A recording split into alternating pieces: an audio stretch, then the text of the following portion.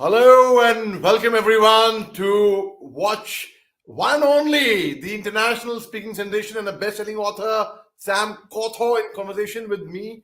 And yes, he is a person who my mentors have been his mentee. They say that Sam Cawthorn is their mentor. So that means he is my great mentor. Like they say, grandfather, grand mentor, right? Anyhow, but let me tell you one thing about Sam. You all know that he's a best-selling author. You all are familiar with his speaking engagements and such things. But here is a man who has converted an adversary into an opportunity, into an advantage, his disadvantage into an advantage, a liability into an asset, darkness into light. I mean, here we will be in conversation with him and we will know some new aspects about which we may not have known earlier about Sam Cawthorn. Sam, thank you very much for taking your time. Hey, thanks again for having me. It is awesome. I'm coming live from Hobart in Tasmania in Australia. Ricky Ponting literally just lives around the corner here. And it is lovely to be with you all. Thank you very much, Sam. That's very, very nice of you. Sam, I mean, without getting much, let me come. I know you're very, very busy. So I would like to know a bit about your childhood, a bit about how you were at public speaking in your childhood, and how the fateful accident where you lost your arm, unfortunately, how that transformed your life thereafter, Sam. Of course. So look, my mum, she's Bengali. She was born in Kolkata, there in West Bengal, Balawachia. And then my father here, Scottish, born in Edinburgh in Scotland, whereas I was born here in Australia, here in Tasmania. And so I'm come from a very large family. There are 11 children in the family. I'm an uncle 39 times. I got 39 nephews and nieces. But I always knew deep down that there was something more in my life. I always knew deep down that I can make a difference, that I can contribute to others, that I can bring love, hope, life, and joy to the world. But I was a very shy kid, and I didn't really quite like standing out because I was very insecure. And my insecurity came from a place of I'm not good enough, I'm not worthy, no one likes me. And so as I went along this journey, I struggled with myself from a place of, I know I exist to make a difference, but I'm worried about what people think of me. And so during that season, I then managed to get a good job for the Australian federal government as a youth futurist. And they gave me a big company car. And for those people that have ever driven in Australia, there's long, straight, open roads. And some of these roads might be over 100 kilometers and there's not a single curve or no turning at all. And then on top of that, there's also very minimal people in Australia. You know, Australia land mass is close to 3 times the size of Indian land mass, whereas the entire population is a little bit larger than the whole of Kolkata. And so it'll sort of give you an idea of that there's long, straight, open roads. There's not a lot of people on the road. And so I was driving and I put my car on cruise control. But then I fell asleep behind the wheel. There was no cars, no bends in the road. And so I then veered over to the other side of the road. But then I was told that there was a big semi-trailer truck. And it was my fault. I fell asleep. I went over the other side of the road. And the police said it was a 206-kilometer head-on collision with a semi-trailer truck. I was pronounced dead at the scene, so my heart did stop for over 3 minutes. Obviously, I was resuscitated. I was on life support for a week, in hospital for 5 months, and then in a wheelchair for an entire year. Doctor said I will never be able to walk ever again. I've lost my most, dominant arm, and I've wrecked my leg from a permanent disability point of view. But today I proved the doctors wrong. I am walking, which is awesome. And now I do believe that I do make a difference in people's lives. Very much, Sam. Very much. So moved and so touched by your words. Sam, after this accident happened in this fateful day, and when you had a terrible accident, of course, it was very, very painful physically and mentally and emotionally in every way. So, what was the first thing that occurred in your mind when you were told that, oh, you would not be able to do this ever? What's the first thing at that time? I was in denial. This hasn't happened to me. It's okay. I'm in this really bad nightmare. I'm going to wake up from this nightmare. I was in denial. This hasn't happened to me. I'm in this movie. It's going to end soon. It's going to finish. For 2 days, I was in a complete another state of denial. And then realizing what had happened, I remember going through pillow after pillow just simply from my tears. But not because I was sad for myself. I was more sad that that my kids would have to grow up with a disabled father. And I suppose fast forward many years, my kids have never said, "Dad, I wish you had 2 arms." They've never said it. And in hindsight, I believe the entire accident was a good thing. That is what I have this girl who we were working together, Suman Mansakia from Calcutta. She's part of the speakers tribe, and when we were, she approached me. She messaged me that she wants to learn public speaking, and though she's already a very good speaker, she's already. I told her nothing to learn. You already are so good. Then she spoke about you, Sam, and she said Sam Cawthorn says the best thing that ever happened to him in his life has been that accident. Wow, here is a man who says the best thing that ever happened to him was an accident like that, and where he lost his arm, which transformed his life. So, how did you, I will not say bounce back, how did you bounce forward after after the accident, Sam? Yeah, it's interesting because I think we're all trying to stand out in the world, aren't we? We're trying to stand out in our workplaces. We're trying to stand out in our marketplace. And so my way of standing out was literally just to start sharing about my story. And so instead of me being like everyone else that talks about bouncing back, I was the very first person in the world to talk about bouncing forward. And it's just a simple play on words. But I then developed workshops and keynotes, and I then, used to do a lot of, finance conferences and technology conferences and retail conferences and government service agency conferences. And I didn't talk about what everyone else was talking about, which was bouncing back. My whole conversation around resilience, overcoming adversity and the like was all about bouncing forward. And I suppose then the rest was history. I learned a lot through my accident, and I learned a lot about resilience and about overcoming adversity. I realized that us as human beings were hardwired through narrative, through story, and how stories actually connect us as a species and how it brings us together. We're inspired through stories. We're motivated through stories. We connect through our ancestries through stories, through narrative, through journey. And so for me, I just simply learned how to share my story very powerfully. I realized that people wanted to hear my story. I suppose the rest is history. I've now shared my story physically in over 70 countries globally to a combined audience of physically of over 1 million people. Just this year alone, I've done 2 speaking engagements with over 100,000 people in the audience. And so for me, I believe we've all got stories. I believe some of the stories that we have, we need to draw out from that to help other people. Some of the greatest of stories, unfortunately, have never been told. They're in the graveyard. And so for me, I feel that, that we've all had experiences in our life, and these experiences can formulate a narrative, a story, a metaphor. And the more that we share those stories, those experiences, the more that we can inspire and empower other people. One of my seniors from the army, Brigadier Sushil Bhasin, you know him well, in fact.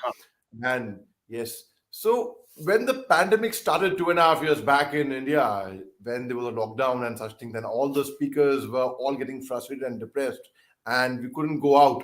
He told us one thing, which you told him, And he says, Sam Cawthorn says, when the going gets tough, you all would have heard the tough get going. But Sam Cawthorn says, when the going gets tough, the tough gets online. And I had a mental block towards technology, towards Zoom and WebEx and Google Meet and Teams and such things. He personally sat down with me and taught me how to go about Zoom and such things. And in the pandemic, that's how I could deliver so many talks, including TEDx talks in different countries, sitting at home in my drawing room. And I would attribute it to sending down from you, Sam. So here what he said was we converted an adversary like a lockdown, like a situation like the coronavirus, into an opportunity, and that is how many people emerged as speakers. So tell me, were you always, before the accident also, were you always a voracious public speaker, Sam? Yeah. Look, before my car accident, I always knew deep down that there was something more in my life. But I would not say that I was a good professional speaker or a public speaker. I wouldn't say that I was, as confident as I was before my accident to who I am today.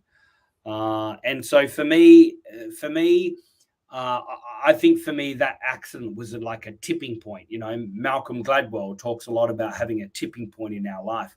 I like to call it a kairos moment. It's the Greek word for time. It means a moment within a moment. And so for me, I feel that that tipping point, that kairos moment that I had, which was my car accident, was the ignition, was that sliding doors moment, was that ignition that I had in and around speaking with confidence and sharing my story and getting that story into the masses. Right. And if I may ask, were you would write with your right hand or your left hand before the accident, Sam? I was a dominant right-hander. And so obviously then learning how to use my left hand, it was quite difficult to say the least. The hardest thing was cleaning my teeth. Getting that really fast action motion with your other hand, it can be difficult. But for me, I feel that it's what we focus on, so what we focus on is what we get. So instead of me focusing on my phantom pain or me not being able to bend my leg or me living with a significant disability, I choose to focus on the good things in life. And so for me, I feel that, we've all got pains, we've all got problems, we've all got adversities, we've all got issues, we've got struggles that could be financial or could be in relationships. You've even had things that maybe haven't been fair. You've had some things that have happened to you. But for me, across the board, I truly believe the more that we live in that grace zone where we forgive before offense even happens, where we let go of past, issues or burdens or mistakes or the like. Why? Because it is our decision, not our condition, that determines who we are. Yesterday, I was in conversation with one Army Major General, one of the most highly decorated officers of the Indian Armed Forces, Major General Cyrus A. Pithawala, who got an Ashok Chakra, that's the highest bravery award in peacetime for Ghana. He was shot on his right arm. And for months, he was in the hospital, so he couldn't use his right arm at all. He started practicing with his left hand, how to write. He would salute with his left hand and such. And I got reminded of you at that time, Sam. I said, here, a person, you lose your right hand becomes immobile and you have to reinvent. You have to start all over again. And now you have authored so many books, if I'm not wrong, 11 books, out of which 7 have been bestsellers. So, and tell me, did you type them with your left hand, single hand, or did you write them? How did you draft it actually? Yeah. So look, one thing I truly believe is that we've all got gifts and talents, and some gifts we can maximize, and other, talents we can use. But also I believe that we need to outsource where we need to. Outsource to those people that are better at certain things than us. So I'm not really a physical handwriter. It's a little bit difficult for me. I'd way rather type, or I'd even rather, type on my mobile device or type with one hand, etc., which I think is really good. Some of my books I actually typed myself, whereas a lot of them I actually outsourced, which then means I went to experts out there, ghostwriters or copywriters or the like, and I worked with them very, very closely. And I spoke. Why? Because I'm a speaker, not a writer, more so. So I spoke. I shared. And so a couple of my books, even though I didn't physically type them myself, they're all my stories, all my concepts, all my theologies, all my principles, all my antidotes, all my research, etc. But at the same time, I didn't actually physically write it all word for word verbatim. I actually outsourced that. So I think, many of us have got gifts and talents, and my encouragement is for you to focus on what you're really, really good at, and then surround yourself with people that are really good at the things that you're not so good at. Right. We just about 2 months back, I was in Puri in Odisha, where they had the Professional Speakers Association of India's conference, and Tim Wade from, in fact, again, Tim Wade and myself, we were called to speak over there. So there, every day, I don't think a single day passed, Sam, without mentioning, it was like an authority in public speaking, Sam Cawthorn. Sam Cawthorn says this, and then we all would listen to it very, very seriously. So, Sam, what are, according to you, are the elements of a good public speaker? Yeah, really good question. I think the biggest thing for me, if I may, share with everyone the difference between a professional speaker and a public speaker. And listen to this, ready? A professional speaker and public speaker, they're both very, very different to each other. And listen to this, you can't do both. You can't do both. A professional speaker speaks in a closed room event. It's not open to the public. A Google will put on a conference for Google employees, and they'll get a professional speaker to speak at that event. ICICI will put on a conference for ICICI employees, which is a closed room event. It's not open to the public, and they'll get a professional speaker to speak on that stage. So as a professional speaker, we get paid to speak on stage. Yeah. So that's, my brother, he wanted to come and see me speak. And I was speaking 3 to 5 times every week, but he couldn't see me speak for up to 5 months plus. Why? Because these are closed room events. It's not open to the public. Yeah.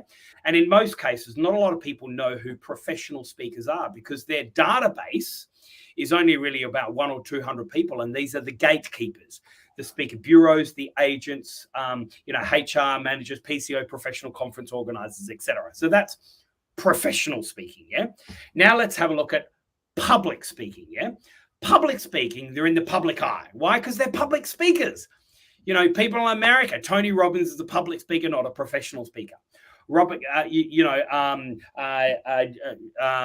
Kiyosaki is a public speaker, not a professional. Jack Canfield, public speaker, not a professional. Brian Tracy, public speaker, not a professional speaker.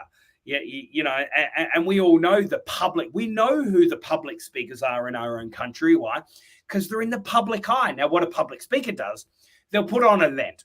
It might be a free event, 47, 97, 197, whatever it might be. Yeah.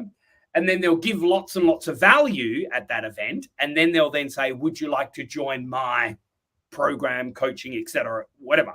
So a public speaker is in the public eye. They speak on promoter stages, and they've got their own products and programs, whereas a professional speaker speaks in closed room events. So I think for me, if I may, I feel that not a lot of people can understand the difference between them both. And as I mentioned, you can't do both. You can't. And one of the main reasons is because a professional speaker, we charge, whatever it is, 1 lakh, 2 lakh, 3 lakh, 5 lakh plus for a 1 hour keynote. But over here, you might be just charging, 500 rupee for them to attend one of your events, or 1,000 rupee for you to cover lunch, or whatever it might be. Yeah. For you to. So why doesn't someone over here that you're charging 2 or 3 lakh, why don't they just take all of their stuff and put them into your $500 event? So for me, there's 2 different messaging. And over here in professional speaking, you can't pitch on stage. Sometimes you can't even put your website up on the screen. Yeah. But over here, obviously, you've got the back end, etc. Now, look, there's good things and bad things for both of them. But the reality is, if I may, the number one thing is choose. Make a decision. Focus on one thing, do it really well, and go deep with it. are you a professional speaker or are you a public speaker? And then when you make the decision on that, then you can then develop your own roadmap, therefore.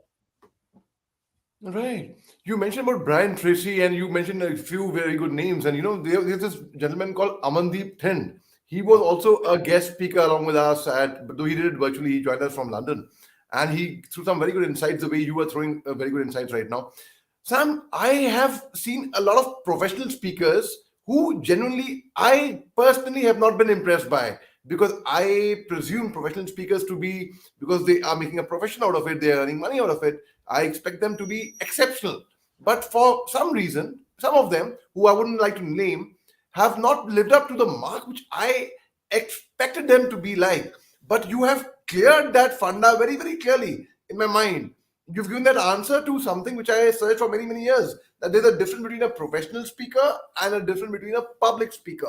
That answers it. Coming to this, Sam, why is it that a lot of speakers are crazy about, oh, it's my dream to come on TEDx, I want to deliver a TEDx talk? Why are they so crazy, according to you, to deliver a TEDx talk, Sam?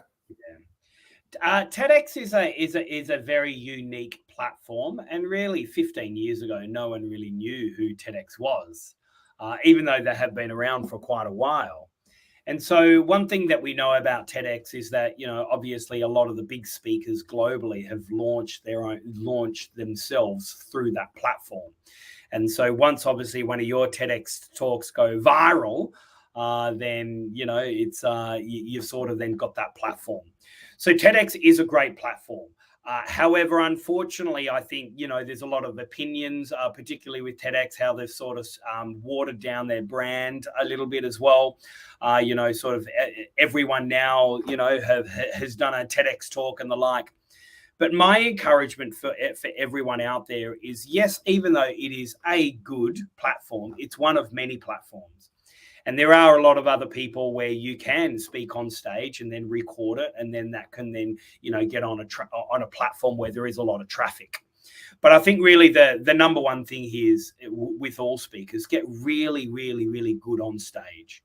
Because when you're really, really good on stage, then you'll be asked to speak on many different platforms and many different viral platforms and the like, which I think is going to be pivotal to any speaker at all. So my encouragement is, don't just sort of have one direction and say, okay, I'm not a good speaker until I have, or when I've done TEDx, then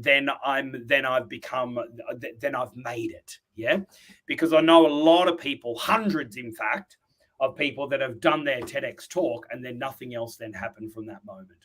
And I know hundreds of TEDx speakers, and their TEDx talk was never, ever put on the platform, on the global international platform. Or after they did their TEDx talk, it was then put on the global platform and still less than 100 people have watched it. So ultimately, get good, get really, really good. And one thing we know about speaking is this, is that the greatest sin of speaking is being easily forgettable. Which basically means you've just shared a message with me and 5 minutes later, I've forgotten what you said. You've now wasted your own time and you've certainly wasted my time. So really what we need to do is to make sure that when we do speak, it lands so powerfully for that listener and they find it hard to forget. And then that listener then can be your ambassador. And that person then will go around and tell everyone about the message that they heard from you, which is what you want. Do you think that a good speaker need to be a good actor as well? Because you are emoting, you are expressing yourself on stage. And how good of help is it being a good actor on stage coming up as a speaker, Sam? No, not at all.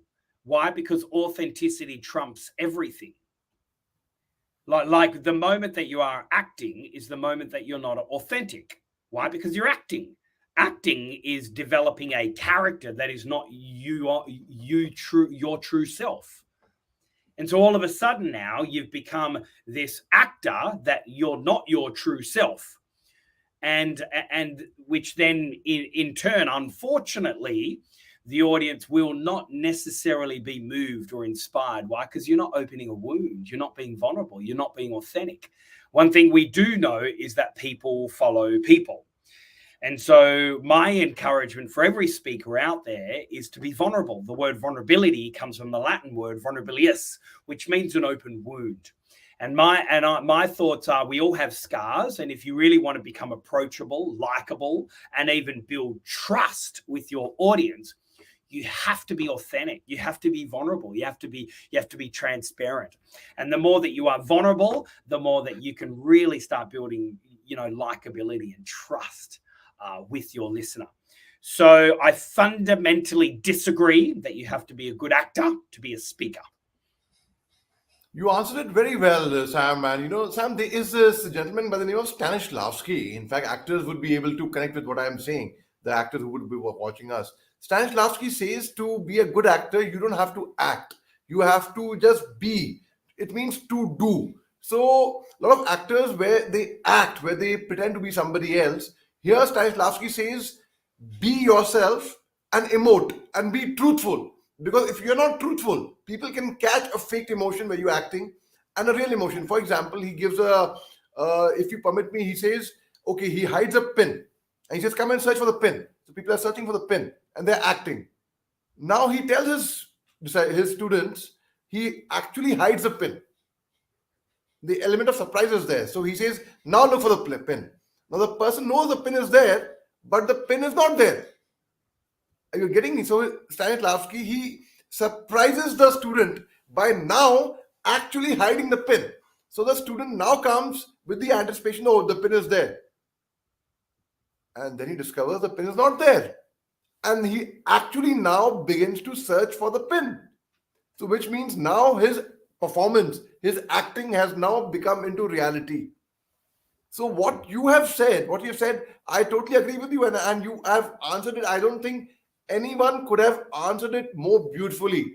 When I was giving my first TEDx talk, Sam, a lot of your videos, of course, they came in reference on YouTube, and of course, one of my favorite speakers again, Lisa Nichols, her videos came in, and there was a 3-minute video of hers, Rescue Yourself.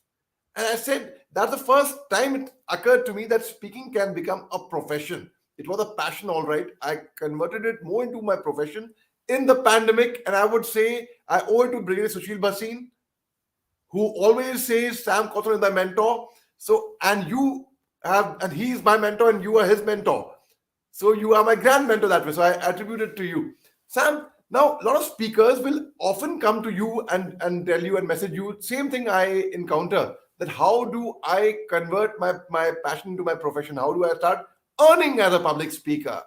Which is actually, those who are doing it, it is very simple. When it happens, it's quite simple. It just flows. And those who are not able to earn from public speaking find it very, very difficult. So what is your advice to those speakers who want to earn through professional speaking, Sam? Yeah, great. Look across the board. How I see it is that everything is about how much that you really want to help and serve your listener.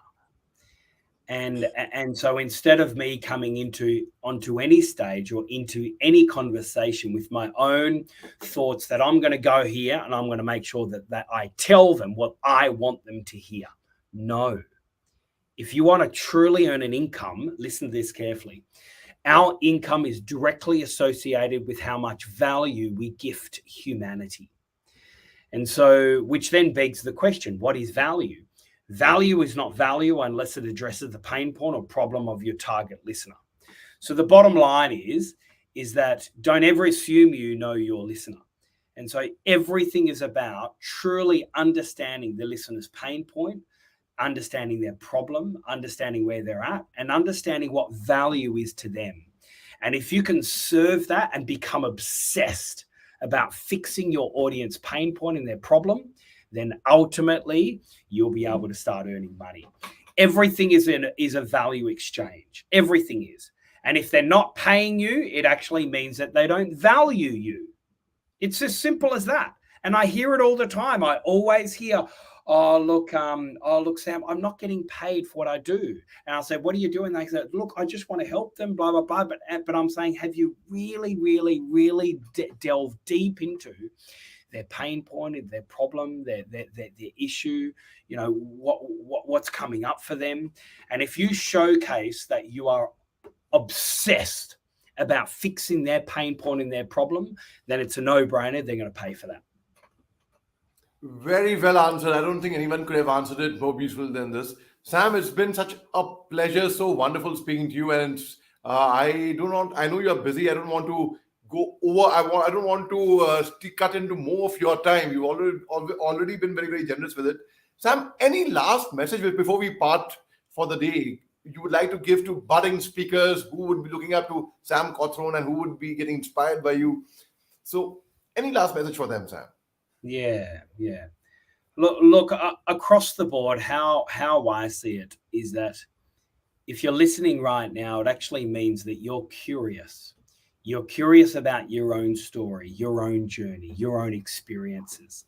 And my encouragement is for you to get that out there. Go out there and make a difference. True fulfillment comes from actually helping another human being. And for me, the feeling that I get when I get hundreds of messages every single day from clients, from customers, or people that have heard me share my story, and they've said, Sam, you've changed my life. Sam, you've made a difference. Sam, thank you for making me see things from a different perspective, or whatever that might be. I believe that our mess is our message, and there's money in our message. And so the bottom line is share the little that you know. You don't have to be the best speaker in the world, but what you do need to do is you've got to really care. And when you care, people will want to listen. Very well said, Sam. Thank you. I'm truly grateful to you, and you've been very kind and generous, and it's been a pleasure speaking to you, Sam. Thank you very much. Thank you very much for having me. Cheers. Thank you, Sam. Cheers. Have a nice day. You too.